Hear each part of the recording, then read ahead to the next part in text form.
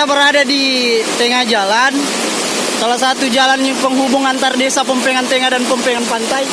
Itu terputus, tidak bisa dilewati oleh kendaraan, bahkan berjalan kaki pun tidak bisa karena airnya sangat deras.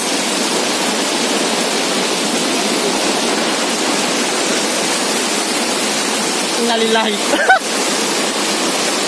Mana itu rumah situ bergeser? Parah. Tolong pemerintah setempat yang melihat video ini, tolong bantuannya segera. Jangan hanya bantuan sosial untuk pandemi COVID-19, tapi tolong juga untuk dibantu masyarakat yang ada di sini.